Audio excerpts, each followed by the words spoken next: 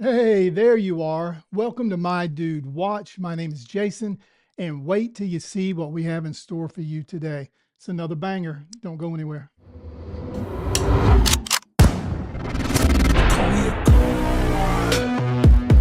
So, wouldn't you agree that there's something special about dive watches? They've actually developed an almost legendary status. You are looking at the Orient Cano. This is a diver that almost everyone wants. Collectors look to this watch as an entryway into the serious watch collecting world, while the everyday man sees an attractive diver that is tough and rugged. Now, before we get started, let's do a quick wrist check. This guy is from Vancouver Watch Company. It's their Blood and Thunder model, and I really love it. You guys check it out. So Orient is a Japanese brand with a history of producing high quality watches with very attractive aesthetics. So personally, I have a deep appreciation for Orient. It was the first company I looked to when I decided I wanted to begin collecting watches. Their models are loaded with special features from the bezel down to the movement, and the colors, they're deep and extremely well done. Okay, let's get into this. This is the tell of the tape. The Kano measures in at 44 millimeters right across the top. The lug width is 22 millimeters. The thickness is just under 13 millimeters. A precise measurement would be 12.9. And the lug to lug on this Orient is 49.8 millimeters. And she weighs in at 178 grams. The Kano uses an in-house automatic movement called an F6922, the same movement her sister timepiece uses in the Mako series. This movement has features that aren't typically found in a watch at this price point. More on the movement a little bit later. Her case, bracelet, crown, bezel are all 316L stainless steel. So on paper, this watch is well built and offers a ton of features. Looking at the case, you realize it's fairly large. It's well suited for men with medium to large wrists or those that simply like a large watch. The finish on the case may be the best you'll find at her price point. The top of the case has a brushed satin finish with the sides being polished. That polish is going to attract light, which will give you plenty of nice angles. Do you know what else it's going to attract? Fingerprints. I do want to point out that the Orient did a great job at matching the bracelet to the case. It's almost indistinguishable. This case feels solid, very well built. Let's flip the watch over and check the back. It's pretty basic. It's a screw down back with some etched branding. It'll do the job well. And coming back around to the crown, you'll notice the polished crown protectors. This is a nice design as the protectors extend out nearly to the length of the stainless steel crown. And speaking of the crown, it's sturdy and designed well. It's also etched with branding. It's easy to manipulate, and I wouldn't say that it's easy to grasp, but it is protected well. Taking a look at her profile, you'll see the turn down of the lugs. This slant will allow the watch to almost drape around the wrist and provide a more comfortable wrist experience. It also lets the watch wear a little smaller than it is. And as a dive watch should, it is of course equipped with a unidirectional rotating bezel with aluminum insert and a 60-minute graduation scale. Now, one of the downsides is this bezel does not have a luminous pip, but it's not the end of the world and most people won't mind. This bezel has a coin edge grip that's easy to grasp, and it is that 120 click unidirectional rotation we talked about. Let's take the bezel out for a test drive. So it has real good tension. The grips are nice and would not be difficult to turn even with gloves on. The sound is a little different, but it does operate perfectly.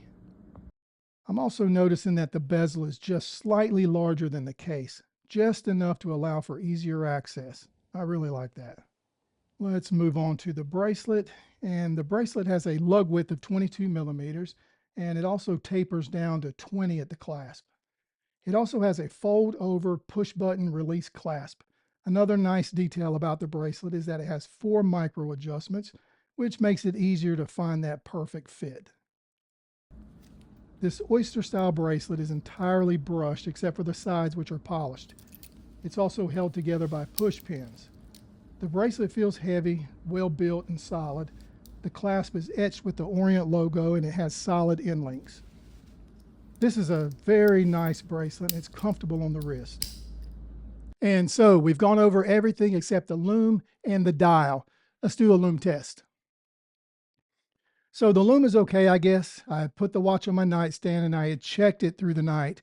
And about 3 hours in, I could barely make out the hands. By the morning, all legibility was gone. And now let's talk about the all-important dial. The most important thing about a dial is what? Legibility. The dial of the Orient Kano is exactly what we expect a dive watch to be. It puts an emphasis on legibility and simplicity. The Kano has large applied hour markers with gray border. The markers are also filled with lume, which helps to improve legibility in darkness and in low light conditions. The hands are broad and sword-shaped and also full of lume. And positioned at the 3 o'clock is a day-date window. I kind of like it, but I'm not sure if a day-date complication is important if you're 200 meters below the surface. The indices are even and beautifully applied. There is the Orient logo just under the 12 o'clock position with text at the 6 that says water resistance 20 bars. The red dial is done very well. There's no chapter ring sloping down from the bezel to the dial, and this provides more real estate, and Orient takes advantage and utilizes that very well. And apart from that, the dial is clean, simple, and well balanced.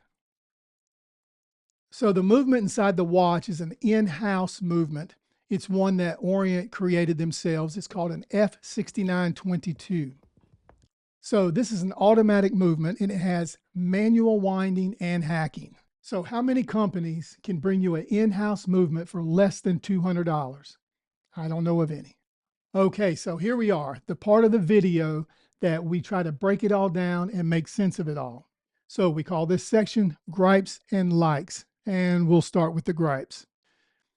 And number one, mineral crystal. It's really disappointing when a watch this good has mineral crystal. And number two, no pip. I don't care. And number three, the lume. It's very basic, a little disappointing. And now the likes. Number one, the case finish. This sets a whole new standard for watches at this price point. And number two, the legibility of this dial. Those white embassies on that red dial is beautiful. And number three, the overall construction of this case, very impressive. And number four, the movement of this watch, it's outstanding. And number five, Orient's attention to detail and their commitment to service. Their customer service department is second to none. So, do we recommend this watch?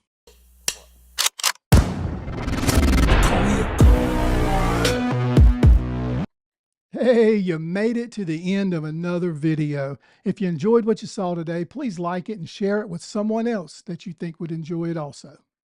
Hey, and if you guys have any questions about this watch or any of the other 200 that we've got on our website, go to www.mydudewatch.com. Hey, thanks again for watching. We appreciate that. My name is Jason with My Dude Watch, and we'll see you next time. Oh, and don't forget, dudes can't be late.